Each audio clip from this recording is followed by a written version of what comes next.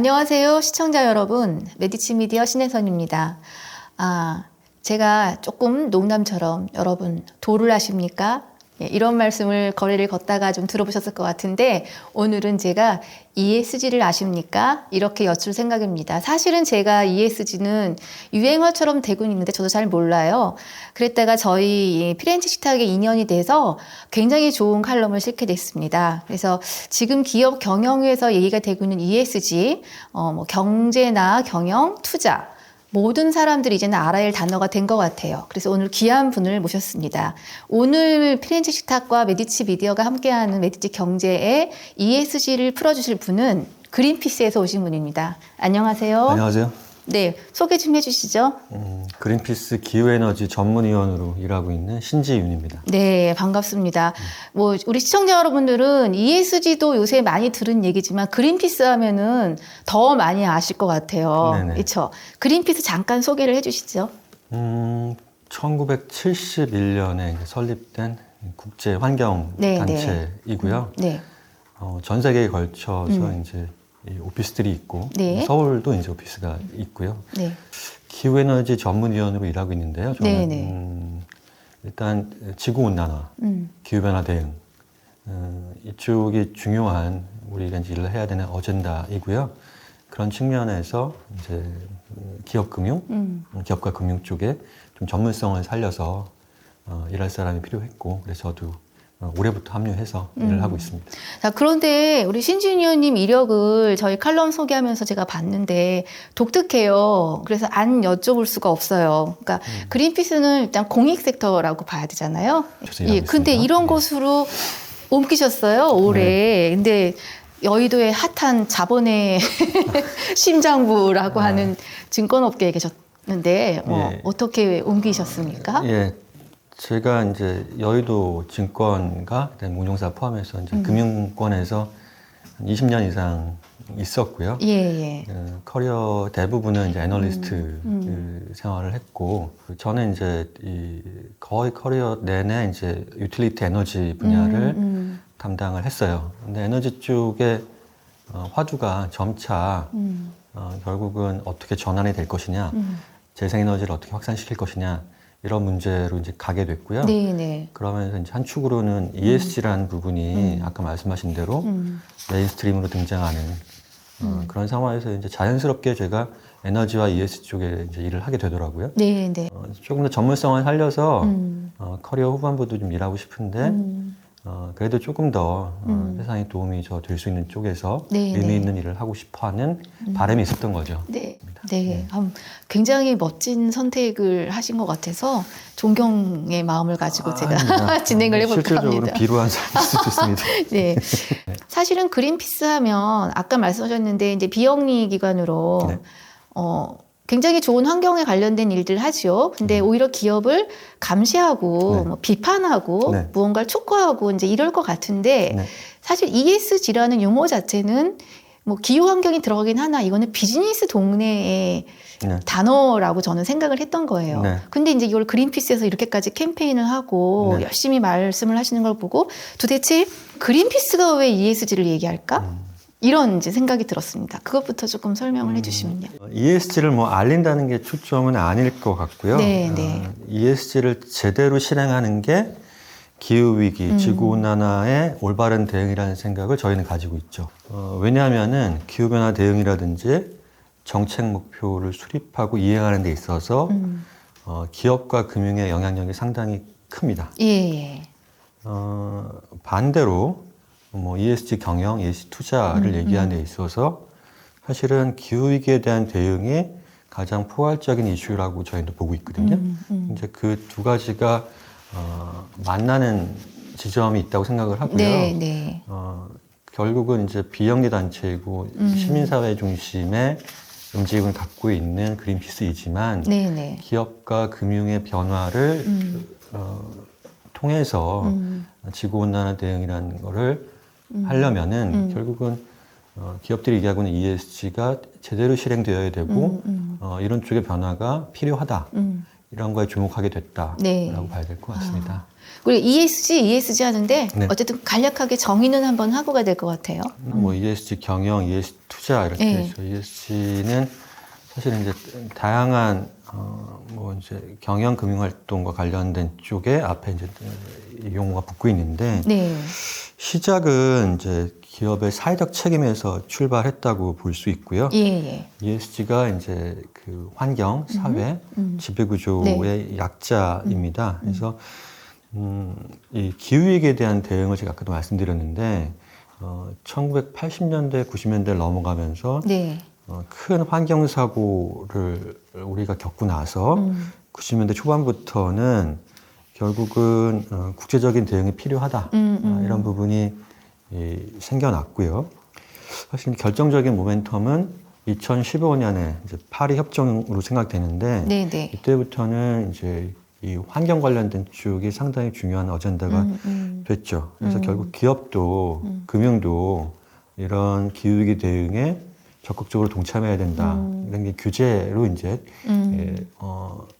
나타나기 시작을 했습니다. 그래서 네. 사실 이제 기후위기 대응에 대해서도 지금도 여러 가지 논란이 있습니다만 사실 어느 정도 논란을 종식시켰던 것이 2018년도 IPCC가 1.5도 특별 보고서라는 걸 냈어요. 네, 그게 뭐죠? 결국은 지구의 온도가 이 프리인더스트리얼 즉 산업혁명 이전에 대비해서 뭐 1도 이상 올랐고 이미 네, 네. 이런 현상으로 계속 가게 되면은 사실 파국적 결과를 맞을 수 있고 이렇게 지구의 온도가 오른 거는 온난화가 된 거는 자연적인 현상이 아니라 네, 네. 이거는 인위적인 즉 우리 사람들이 잘못한 부분이다. 그래서 네, 네. 결국 행동의 변화가 필요하다는 거를 과학적으로 입증한 보고서라고 생각됩니다. 네, 네. 금융 쪽에 조금만 더 설명을 네, 드리자면은 블랙록이라는 이제 자산 운용사가 네.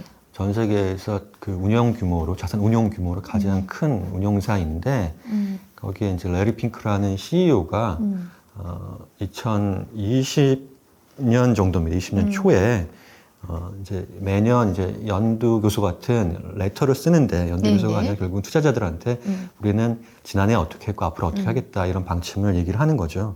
근데 금융에서도 기후변화 대응을 적극적으로 해야 된다. 이런 이야기를 하면서 사실은 금융에서도 이제 이런 기후변화 대응 ESG가 실질적으로 자리 잡았구나 이렇게 인식되게 되었습니다. 즉 예를 들면은 우리는 펀드 운영에 있어서 이런 기준으로 운용을 할 터인데 지구 온난화와 역행하는 그런 기업 경영을 하는 회사에 대해서는 예. 투자를 안 하거나 앞으로는 이런 회사를 적극적으로 인게이지먼트 네. 관여를 통해 갖고 변화시키는 행동을 하겠다 이런 것들을 선언을 한 것이죠. 지금 이 시점에서 우리가 예. ESG를 얘기할 때는 제가 오히려 그러면 기업은 강제적인 상황까지 이르게 돼버린 거잖아요. 뭐부터 해야 되나요? 이렇게 질문을 좀 바꿔서 드려봅니다. 네네. 좀 전에 이제 2018년 뭐 IPCC 보고서라든지 네네. 2020년 그 블랙록 CEO의 발언 이런 부분이 결국은 중요한 이정표가 돼서 ESG가 지금 2023년 가을인데요. 네네. 어느 누구나 이제 알고 있는 단어가 됐지만 한국에서 혹은 글로벌하게 조금 살펴볼 것 같으면은 네네. 부족한 점이 적지 않습니다. 즉 뭐 그린워싱이라는 단어도 들어보셨을 텐데요. 즉 우리는 친환경이다라고 얘기를 하지만 실질적으로는 그렇지 않은 기업들의 모습 네, 이런 네. 것들이 적지 않게 이제 발견이 예. 되고 있죠. 네. 근데 결국 기업들의 변화를 이제 유도시키려고 하면은 저희는 결론은 일단 공시제도부터 바뀌어야 된다고 생각을 하는데 결국은 이제 기업들이 움직이는 데 있어서 투자자들, 주주들이 기업들로 하여금 이런 변화를 해야 된다라는 요구를 해야 됩니다. 네. 그건 직접적으로 말을 할 수도 있고 결국 주식을 뭐 사고 판다든지 상장회사 같은 경우는 주가로 그거를 표현할 수 있을 텐데 예. 결국은 이제 그런 판단을 하게 할 때 이 회사는 그런 부분이 필요하다. 이 회사는 오히려 또 칭찬해 줄 수 있다라고 하면은 기업들이 자체적으로 홍보하는 게 아닌 결국 객관적인 수치로 평가할 수 있는 그런 소위 매개 그런 수단이 필요한데요. 네. 그것이 이제 ESG 공시라고 볼 수 있고요. 네, 네. 특히 기후 관련 부분에서 개량화된 이런 제도가 필요하다라는 게 사실 초부터 이제 ESG가 처음 나올 때부터 얘기를 했는데 드디어 2023년을 기점으로 해서 이게 이제 시작된다. 큰 변화를 맞았다라고 생각하고 있습니다. 지금 결국 ESG에 대한 어떤 가이드가 공시의 의무화가 됐고 관련된 것을 지키지 않으면 굉장한 비즈니스에 타격을 입는다 이렇게 보면 된다는 거네요. 그렇죠. 이제 뭐 상장 폐지라든지 뭐 형사처벌 뭐 이런 부분들도 이제 현행 공시와 관련된 쪽에서 페널티로 엄연히 존재를 하는데 네. 이렇습니다. 기업의 중요한 경영 활동이라든지 혹은 법적으로 회계 검사를 받은 실적을 법에서 정한 방식으로 기업들은 공표를 하도록 되어 있고요. 예, 예.